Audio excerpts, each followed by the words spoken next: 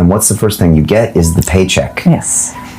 Talk about that, because you get the paycheck and then you're waiting for the next paycheck. Yes. What does that do for the entrepreneurial spirit? Oh, kills it. Absolutely kills it. And a lot of people are addicted to that paycheck. They're so afraid to venture out on their own and not have the security of that paycheck.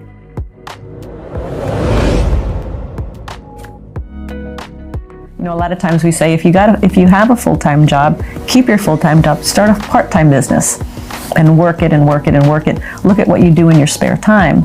And people go, I have no spare time.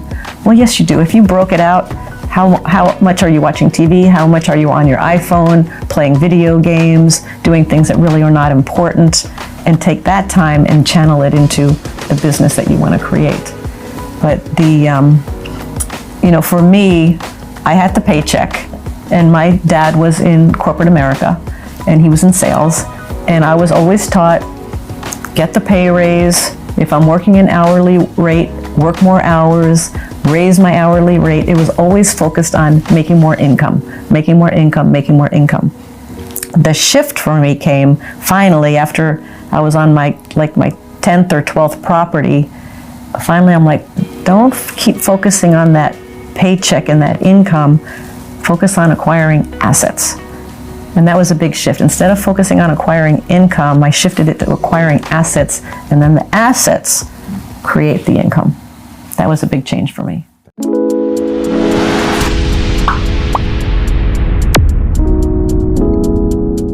And they say like 50% of businesses fail. And I think what happens for a lot of first-time business owners, they're coming out of a job. So they're coming out of an employee mindset. And I know this one guy, for example, in Phoenix, Arizona, and he decided he was going to start his own business. And he had been an employee all his life. So what's the first thing he does? He goes and rents a nice office space. Then he buys all the nice furniture. Then he gets a secretary. He hasn't made not $1. And he spends all this because he thinks that's what an entrepreneur looks like. Versus, go make the money first, then go rent your office. If you even need an office, start out of your home. We all started, all the entrepreneurs, successful entrepreneurs I know, all started out of their home. Yeah, we did too here in London. There you go. Cash Flow board game was created on our dining room table. Right. Rich Dad, Poor Dad was written in our house. So I think that employee mindset, and if you are an employee, and if you are an employee, if you can get that entrepreneurial mindset even as an employee, oh my gosh, you're going to be so much more valuable to the owner of your company because you're going to think the way they think.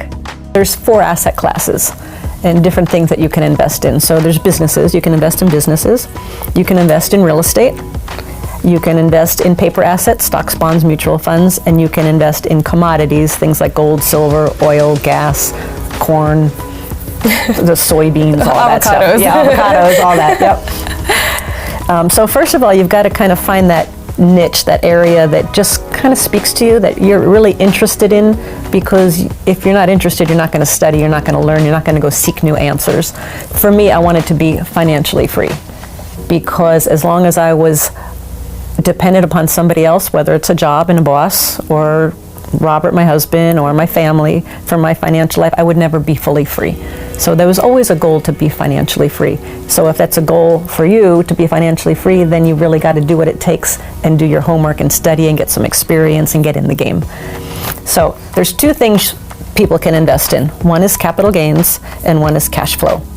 So capital gains is you buy a stock for $20, it goes to $30, you sell it, your profit is called capital gains. Okay? You buy a house for $100,000, you put $20,000, fix it all up, you sell it for $150,000, your profit is called capital gains. So any time to realize capital gains, you must sell something. Okay? You must sell. So most people, they're looking for a market that's going to go up. Okay? They always want the market to go up, because if I buy here, I want the price to go up, and then I sell, and then I get a profit, and that's called capital gains. Cash flow, on the other hand, which is my favorite 2 words, cash flow is, let's say I buy a stock that pays a dividend every quarter. So that dividend, I buy the stock, that money stays there, and I get a dividend every quarter, and that is cash flow to me. Or my number one asset is real estate. I love real estate rental properties. I started with a little 1-bedroom, 2-bath house. And in real estate, I buy the first house I bought it, it was 1989, it was $45,000. So I put $5,000 down, I had a loan, I rented it out, and every month I would collect the rent, I'd pay the mortgage, I'd pay the expenses, and the bottom result was $25 positive cash flow. So cash flow comes from rental properties. Cash flow may come from a business. You invest in somebody's business, and every month, every quarter, every year, it throws off a distribution to you. That's called cash flow.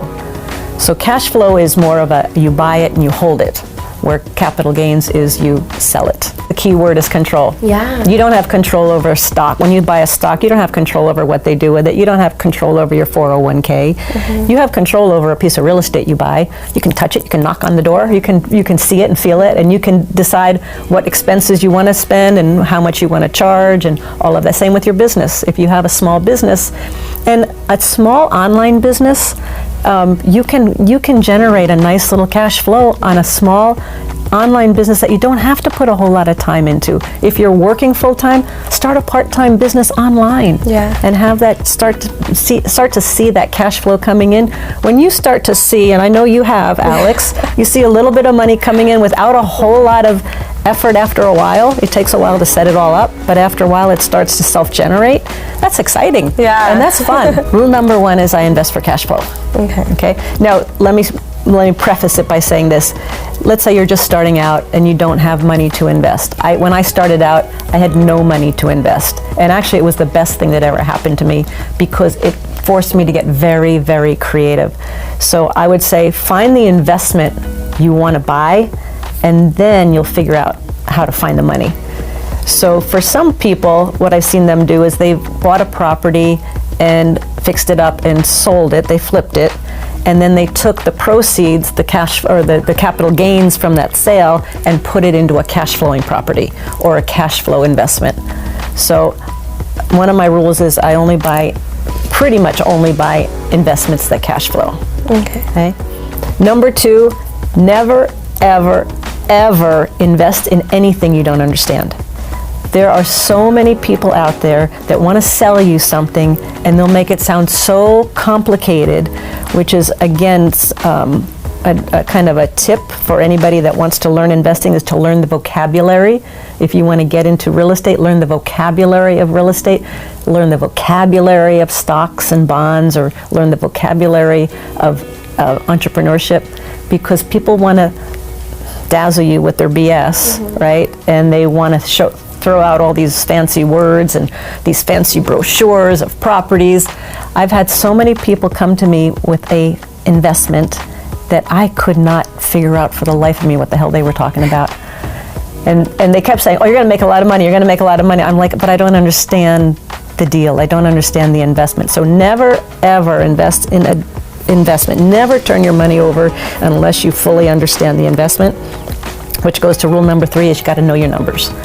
You gotta know your numbers. And I'm gonna tell you, it doesn't matter male or female, but women are fantastic with the numbers. And the numbers are fun. The numbers tell a story. You know, I can look at the numbers of a property and I can tell you without ever going to that property what's happening with that property.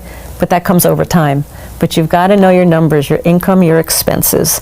If you're gonna, what is your return? If you're gonna turn over money to buy stocks, what's your return gonna be if the stock does this? What's your loss gonna be if the stock does this? You got to know your numbers. And number 4 is never, ever, ever blindly turn your money over to somebody else to manage. Never, never, ever.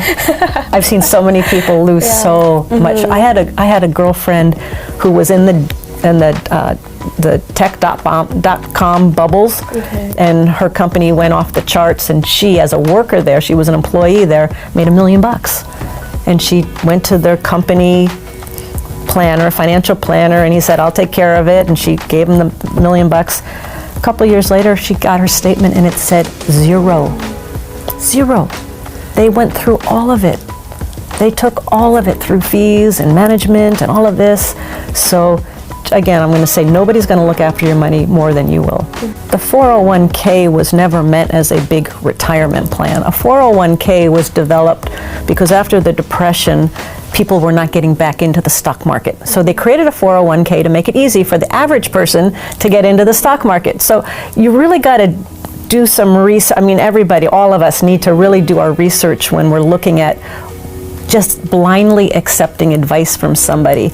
So I don't think today you can save yourself to retirement. I mean, the interest rate's 2%, right? It was almost negative because it was zero something, and the fees you're paying brings you negative. So if you're saving money, are you trying to build as big a nest egg as possible to live off of? And who knows what's going to happen with inflation, deflation? Yeah. There's so many factors. So I don't think saving and a 401k is a good financial retirement plan at all. I think it's probably some of the worst advice you could get today. Mm-hmm. And if they keep printing money, your money's going to be worth less and less and less. So all this money you're saving could be worth very little in years to come.